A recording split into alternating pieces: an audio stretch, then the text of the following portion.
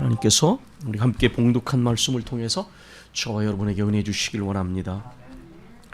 우리가 신년도에 성경 읽기를 시작해서 이렇게 레위기에 들어갔습니다. 성경을 읽다 보면 창세기에서부터 시작해서 출애굽기까지는 그래도 이야기들이나 또 내용들이 좀 읽기에 그래도 그런 대로 읽을 만하다, 그런 생각이 들죠. 그런데 레위기에 들어가게 되면 도대체 무슨 소리를 하는지 잘 모릅니다. 그래서 언젠가 박전도 사람이 얘기한 것처럼 성경 읽는 일에 훈련이 되지 않은 분들에게 레위기를 읽는다는 것은 내 위기다. 성경을 계속 읽을지 말지를 고민하게 만드는, 만약에 그런 고민을 느끼신다 하면 내가 좀 더 성경을 읽는 눈을 키우고 훈련해야 한다라는 것을 우리가 좀 생각하실 필요가 있습니다. 삶도 그렇지만 특별히 신앙은 의미를 잊어버리게 되면, 의미를 이해하지 못하고 의미를 잃어버리게 되면 아주 지루하고 재미없는 것이, 또 습관적이고 형식적으로 신앙생활을 만드는 것이 바로 우리의 신앙입니다. 제가 언젠가 선우가 아주 더 어렸을 때에 예배 시간에 자꾸만 핸드폰을 꺼내가지고 선우가 핸드폰을 하길래 제가 말씀을 전하다가 물었습니다. 야, 선우야, 핸드폰을 하는 게 재밌냐, 예배를 드리는 게 재밌냐? 걔는 아주 솔직한 애니까 핸드폰 하는 거, 게임하는 게 재밌어. 그래서 제가 다시 물었습니다. 그런데 말이야, 너한테 어려운 일이 생기면 핸드폰 가지고 게임을 하는 게 도움이 되냐, 예배를 드리는 게 도움하냐? 그래서 이게 또 대답을 잘 하잖아요. 기도하고 예배 드리는 게 도움이 된대요. 유치부 꼬마였을 때 대답한 거예요. 맞아요. 재미로 따지면 TV 앞에 앉아있는 게 훨씬 더 재밌고 세상이 재미가 훨씬 낫죠. 그러나 그것은 스트레스를 해소하고 긴장을 이완시키는 도움이 될지 모르지만 삶의 근본적인 문제, 의미 문제, 또 삶의 위기가 왔을 때는 도움이 되지 않아요. 우리 그리스도인들은 그러한 신앙생활의 능력과 의미를 이해하는 사람들 아닙니까? 레위기는 성경에서 아주 중요한 내용을 우리에게 가르치고 있습니다. 그것은 바로 구원받은 하나님의 백성들은 하나님의 거룩하심처럼 거룩해야 된다는 거예요. 구별되어진다는 거예요. 여러분, 오늘날 이 거룩함이 바로 오늘 우리 한국교회와 전 세계의 교회와 그리스도인들이 직면하고 있는 근본적 위기 문제 아닙니까? 거룩함을 잃어버린 교회, 거룩함을 잃어버린 그리스도인들, 그래서 믿지 않는 이들의 눈으로 볼 때에 교회가 회사처럼 보여지고 성직자가, 목회자가 CEO처럼 느껴지는 이 현실, 이건 정말 하나님께 송구스러운 현실입니다. 그리스도인은 세상 사람들하고 달라야 한다고 하나님께 말씀하시는 거예요. 내가 거룩하니 너희도 거룩하라. 우리가 가끔 말씀을 들으실 때요, 내가 듣고 싶은 이야기를 들으려고 하셔서는 안 된다는 걸 기억하셔야 돼요. 왜 그러냐면 하나님 말씀을 듣지만 정말 하나님이 중요하게 생각하시는 것하고요, 우리가 중요하게 생각하는 게 다를 때가 있어요. 그러다 보니까 하나님께서 엄중하게 말씀을 하셔도 나는 그걸 가볍게 받아요. 그래서 우리가 하나님께서 내가 거룩하니 너희도 거룩하라 하실 때에 이 말씀이 얼마나 우리에게 중요한 말씀인지를, 얼마나 교회와 그리스도인들이 귀를 기울여서 들어야 되는지를 진지하게 생각하셔야 됩니다. 바로 말씀을 드린 것처럼 오늘 교회가, 그리스도인들이 당하는 위기는 무슨 숫자나 무슨 헌금이 주는 그런 위기가 아니에요. 그 위기도, 그렇게 우리가 생각하는 위기도 사실은 교회가, 그리스도인들이 거룩성을 잃어버렸기 때문에, 세상이 줄 수 없는 이 매력을 잃어버렸기 때문에, 무슨 프로그램이 화려하지 않아서, 아니, 그런 것이 아니고요, 교회가 세상이 줄 수 없는 거룩한 매력을 상실했기 때문에 세상보다 뒤처지게 될 수밖에 없는 거예요. 레위기는 바로 구원받은 하나님의 백성들이 거룩해야 한다라고 하는 것을 우리에게 알려주시는 하나님이신 아주 중요한 성경입니다. 구원받은 하나님의 백성들이 거룩하신 하나님께 어떻게 예배하고 어떻게 섬기고 순종해야 하는지를 보여주는 그 성경이 바로 레위기라는 것을 여러분 기억하시고요. 레위일 때마다 하나님이 우리에게 거룩하라고 말씀하시는구나. 우리가 예배할 때에 순종할 때에 온전한 예배와 순종을 통해서 우리가 하나님 앞에 거룩한 백성이 되어지고 그럼으로써 하나님의 백성들이 하나님과 온전한 교제를 나누게 된다라고 하는 것을 여러분이 레위기를 읽으시면서 마음속에 기억하고 기억하셔야 됩니다. 예배가 죽고 순종의 삶이 이루어지지 않으면 하나님과 온전한 교제는 불가능합니다. 우리의 예배가 하나님 앞에 온전해지고 우리가 순종하는 삶을 통해서 우리가 구별되어질 때에 우리는 하나님의 백성이 되어 하나님과 깊은 교제를 나누게 되는 것입니다. 오늘 레위기는 바로 이러한 것을 우리에게 가르쳐주고 있습니다. 우리가 함께 읽은 대목은 소제에 관한 것입니다. 소제라는 것은 곡식 가루를 이렇게 아주 곱게 갈아서 하나님께 드리는 제사인데요. 이 소제에는 피의 희생 제사와는 다르게 동물로 드리는 것이 아니라 곡식으로 드리는 제사이기 때문에 여기에는 동물의 피가 들어가지 않습니다. 이 소제에는 두 가지 종류가 있는데 하나는 추수를 감사해서 드리는, 이 곡식에 추수를 하는 것이니까요, 감사로 드리는 제사가 있습니다. 그러나 여기에 나온 것처럼 대부분의 소제는 이제 피의 제사를 드릴 때에 함께 드리는 제사가 소제였습니다. 오늘 본문에 보면 이 소제에 넣어야 할 것과 넣지 말아야 할 것을 우리에게 말씀하고 있습니다. 설교 본문 제목에도 나와 있는 것처럼 누룩과 꿀은 넣어야 합니다. 넣지 말아야 합니다. 그러나 반드시 넣어야 할 것이 있는데 그것은 바로 소금이라는 것입니다. 왜 누룩과 꿀을 넣지 말아야 하는가? 이것은 발효를 시키는 성격이 있는 것입니다. 발효되어지는 것. 그러나 소금은 우리가 알고 있는 것처럼 방부제 역할을 합니다. 그래서 신약 성경에도 예수님의 말씀이나 바울 사도를 정해진 말씀에 보면 이 누룩과 꿀에 대하여, 특별히 누룩에 대하여, 꿀에 대한 언급은 없지만 누룩에 대한 언급이 여러 차례 나옵니다. 예를 들면 마태복음 16장 6절이나 누가복음 12장 1절에는 예수님이 이렇게 말씀하셨습니다. 바리새인과 서기관의 누룩을 조심하라. 바리새인들의 누룩을 조심하라. 이것은 뭐냐? 예수님이 친히 해석하시기를 교훈이다 그랬습니다. 그들의 교훈의 가장 문제가 무엇입니까? 위선적인 것입니다. 사람에게 보이려고, 그래서 겉은 깨끗하지만 속이 부패한 마치 회칠한 무덤과 같은 그러한 그들의 삶과 교훈을 예수님께서는 조심하라고 말씀하셨어요. 이러한 부분들이 우리가 아주 유념해야 될 부분입니다. 항상 그렇지만 우리는 성경에 나오는 인물들을 읽을 때에 그들을 칭찬하거나 비난하기 위해서 말씀을 읽어서는 안 됩니다. 바로 거울을 보듯이 우리의 모습을 발견해야 돼요. 오늘 우리 그리스도인들이 경건의 모양은 있으나 경건의 능력을 상실하고 있지 않습니까? 겉으로 보면 우리가 그리스도인들이 하나님을 믿는 것처럼 보이지만 하나님에 대한 두려움도, 경건한 두려움도 상실하고 살아가는 시대입니다. 이 부패와 변질, 이것은 어떤 문제가 있느냐? 우리가 예전에 썩은 사과에 대해서 말씀을 드렸는데요. 사과가 하나가 썩으면 문제가 뭐냐면 나머지 사과가 다 썩습니다.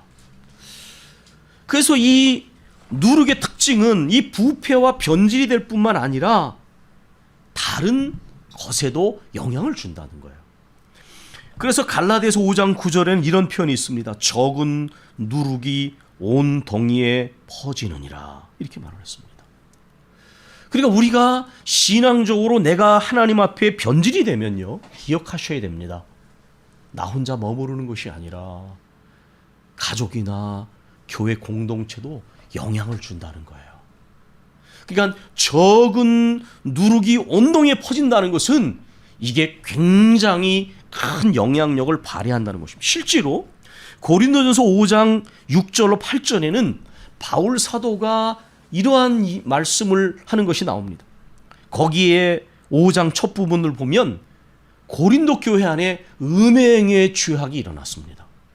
심지어 근친 상간이 있었고 아주 이 음행이 있었는데 마치 로마라고 하는 강대한 나라가 성적인 타락을 통하여 이 도덕적 부패 아닙니까? 그런 가운데 나라가 무너졌다라고 역사학자들이 종종 말하듯이 이 고린도 교회의 이 거룩한 공동체 안에 음행의 죄가 생겨나기 시작했습니다.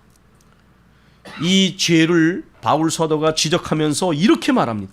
적은 누룩이 온 덩이에 퍼지는 것을 알지 못하느냐? 너희는 누룩 없는 자인데 새 덩어리가 되기 위하여 무른 누룩을 내버리라. 우리의 유월절 양 곧 그리스도께서 희생되셨느니라. 여기서 누룩은 바로 이 음행의 죄를 말하는 것입니다. 이 누룩이 온 덩이에 퍼지듯이 이 죄를 한번 용납하면 교회가 무너집니다. 저는 가끔 말씀을 전할 때 아마 여러분께서 제가 좀 강하거나 예민하게 말씀을 전하는 것을 느끼실 때가 있을 것입니다. 그러나 여러분 그것을 목사의 변덕으로만 받아들이셔는 안 됩니다. 기도하는 가운데 성령께서 제 마음에 영적인 상태를 보여주시면 저는 예민할 수밖에 없습니다. 교회에서 사랑을 마음대로 오해해서 해석하는 경우가 있는데 마치 죄악도 용납하는 것이 사랑인 것처럼 말하는데 그것은 성경적이지 않은 거예요. 만약에 누군가 교회 안에서 죄를 가볍게 생각하고 그래서 교회 거룩성을 무너뜨리는 모습을 보인다면 저는 단호할 수밖에 없습니다. 심지어 바울 사도는 권면하지만 순종하지 않으면 내어 쫓으라고 말했습니다. 왜 그러느냐? 교회가 한번 죄를 용납하기 시작하면요, 나중에는 그 사람뿐만 아니라 교회 전체가 무너집니다. 여러분께서 그런 부분에 영적인 민감성을 가지셔야 돼요. 바늘 도둑이 소도둑 된다 그랬는데요, 내가 작은 죄라고 용납을 해보십시오. 나중에는 그 죄가 나를 집어삼킵니다. 그러니까 아셔야 돼요. 그리스도인은 죄를 가볍게 여겨서는 안 됩니다. 내 안에 죄인 줄 알면서도 죄를 용납하시면 절대로 안 됩니다. 손가락을 끊어버리라 말씀하셨어요. 손을 끊어버리라. 내 손이 너를 범죄하게 하거든 어떻게 하라고요? 손을 끊어버리라. 내 눈이 너를 범죄하게 하거든 내 눈을 빼버리라. 이거 얼마나 무서운 얘기입니까? 예수님께서 그 말씀하신 의미가 무엇입니까? 죄에 대해서는 그렇게 단호해야 된다는 거예요. 내 안에 죄인 줄을 알면서도 용납하신다면 빨리 회개하셔야 돼요. 그는 나를 넘어뜨릴 뿐만 아니라 나 때문에 내 가정과 교회까지 무너뜨리는 거예요. 제가 시찰장으로 있으면서요, 지난 주간에도 한 교회가 우리 노회를 탈퇴하게 됐어요. 왜 그러느냐? 담임 목사가 성적으로 문제를 불러일으켰어요. 그래서 자기가 교회를 개척하고 교회를 굉장히 키우고 건물도 샀지만 그러나 성도들한테 큰 상처를 주고 떠났어요. 여러분, 교회를 키운다고 뭐 능력이죠. 그러나 하나님 앞에 끊어버려야 될 죄를 끊어버리지 못하니까 엄청나게 큰 대형 교회를 하고도 넘어져요. 옛날부터 선배 목사님들이 말씀하신 게 맞아요. 목사는 성적인 문제를 조심해야 되고 돈 문제 조심해야 되고 명예 조심해라. 틀린 얘기 아니에요. 이거는 평신도들도 마찬가지예요. 내 안에 죄인 줄을 알면서 용납하셔서는 안 됩니다. 이건 굉장히 위험한 거예요. 만약에 주의 성령께서 너 이거 버려라, 항상 회개하는 일에는 어린애가 드셔야 돼. 어린애가 드셔야 돼. 그게 가장 좋은 거예요. 바울 사도가 여기서 누룩으로 비유한 이유가 무엇입니까? 이 죄를 한번 용납하면 교회 거룩성이 무너지는 거예요.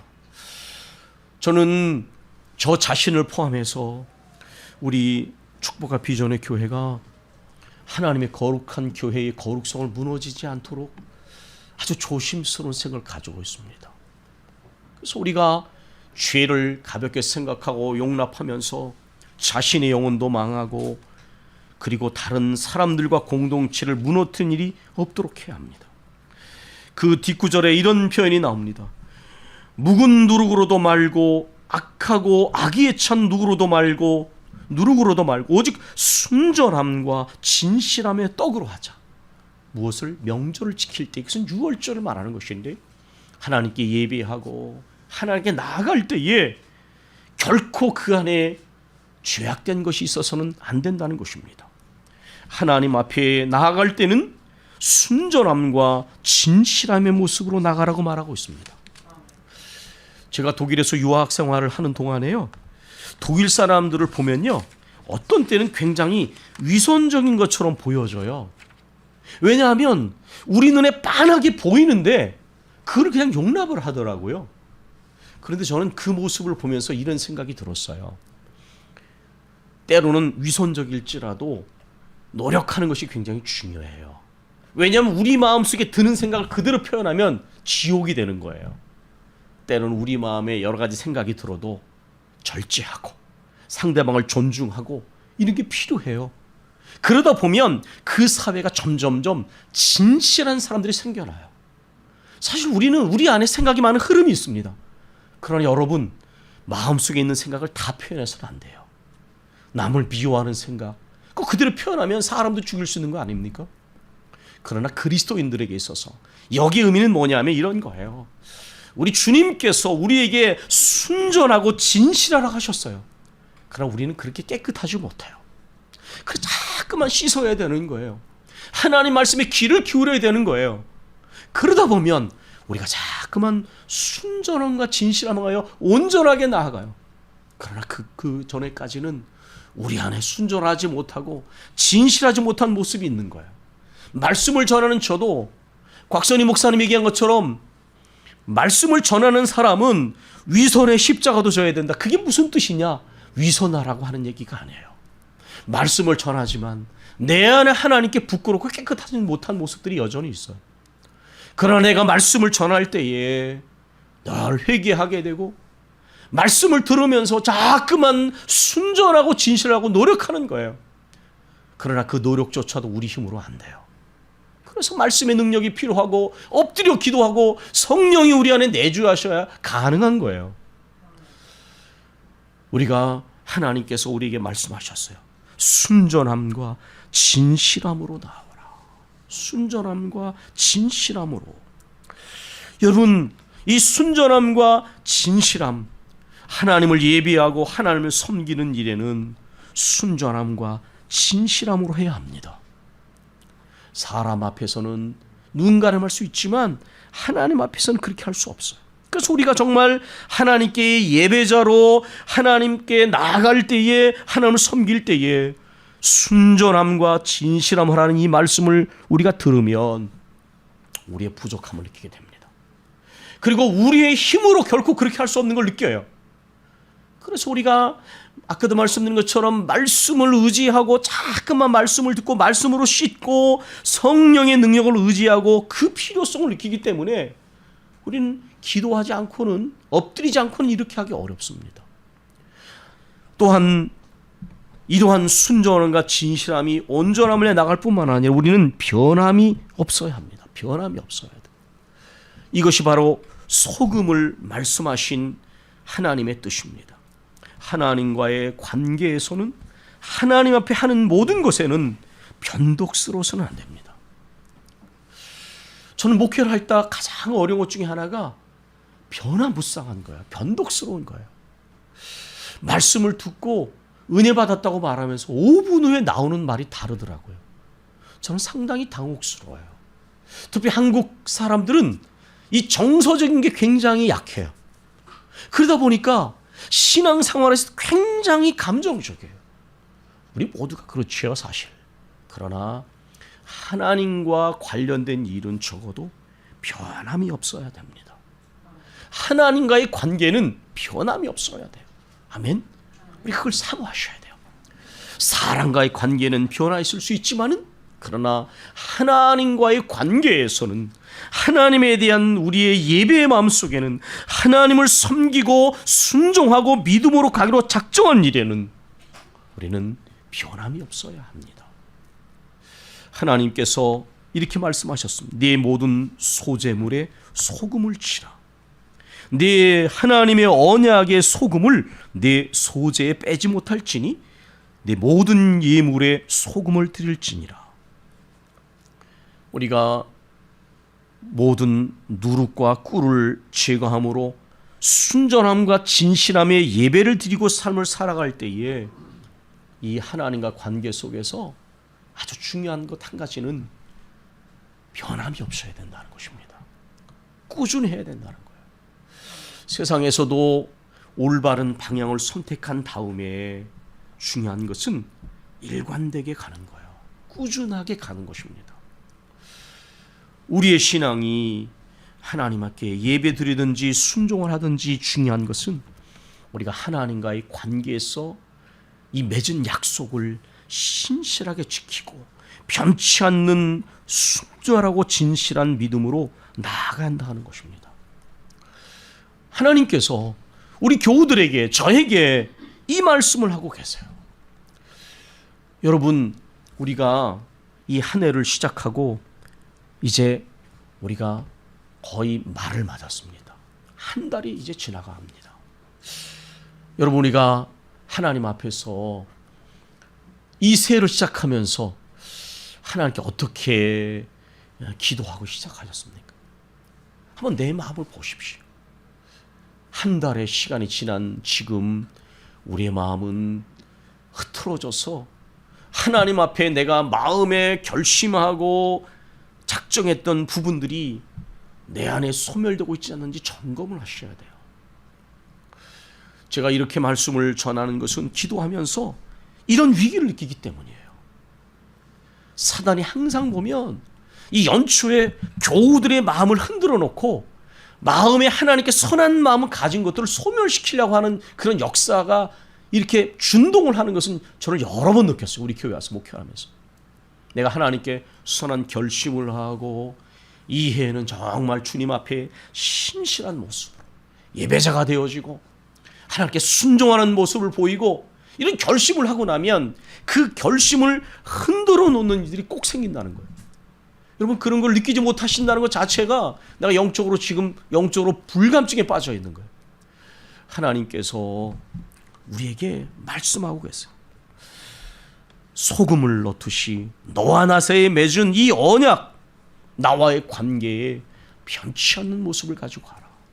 예배자가 될 때에 또한 순종의 삶을 드릴 때에 하나님께 변치 않은 것을 하나님께서 원하신다는 것. 사랑하는 교회 여러분, 나는 예배자로서 삶을 살아갈 때에 하나님과의 관계에서 지금 변치 않는 모습을 가지고 계시는지 한번 점검하십시오. 이해가 시작되고 불과 한 달의 시간이 흘렀는데 내 마음의 허리를 동이고 나는 살아있는 예배를 드리고 이 해에는 어느 때보다 정말 믿음으로 살고 은혜를 의지해 살고 순종하는 삶을 살려야 하는 이 마음이 내 안에 유지가 되고 있는가, 우린 점검을 해야 돼요. 제가 이렇게 목회를 하다 보면 안타까운 마음이 드는 분들이 있어요. 그건 뭐냐면 원래 참 착한 분이에요.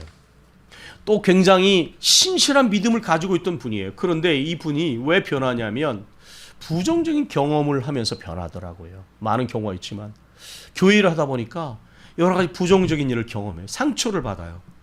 그러니까 서서히 변해가요.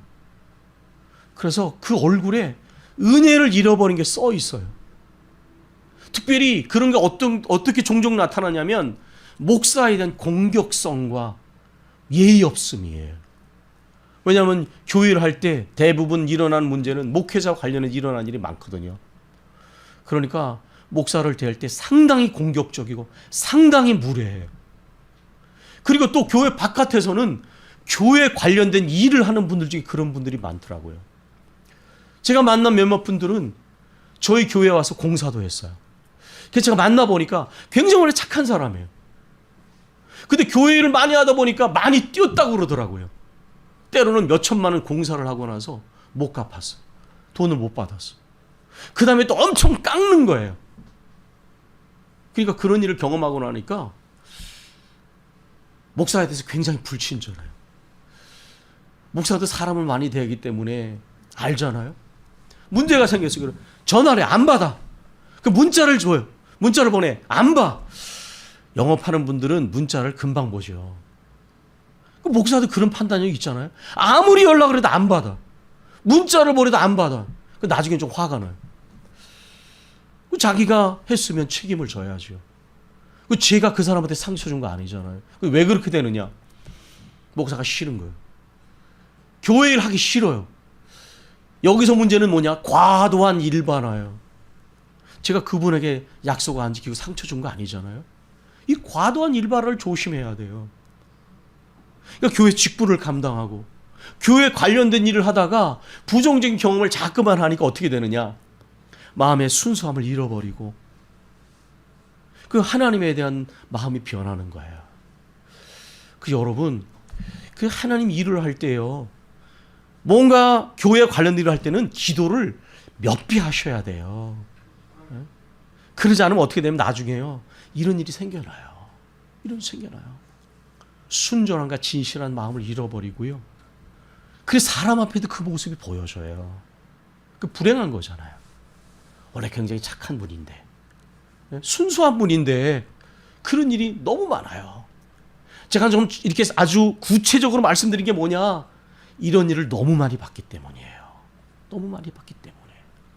서로 상처를 주고받고 부정적인 경험을 하니까 하나님 앞에서의 마음까지도 잃어버리는 거예요. 그게 사람과의 관계에서 생겨나는 것이지 하나님과의 관계에서 생겨나는 일이 아니잖아요. 여러분, 이 소재를 드릴 때요, 넣으라고 말씀하신 것이 두 가지가 더 있어요. 그게 뭐냐면 기름과 유향이에요. 기름은 성령을 상징한다, 그렇게 말하잖아요. 하나님의 성령의 능력이 우리 속에 머물러야 돼요. 우리가 하나님께 엎드려 기도하면서 늘 성령이 우리 안에 내주하시고 그 말씀과 성령의 능력이 우리 안에 머물러 있어야 우리가 하나님 앞에서 이 순전하고 진실한 신앙생활, 그리고 그런 신앙생활을 꾸준하게 유지할 수가 있는 거예요. 아까도 말씀을 드린 것처럼 이 말씀을 준비하는 것은 두 가지 이유예요.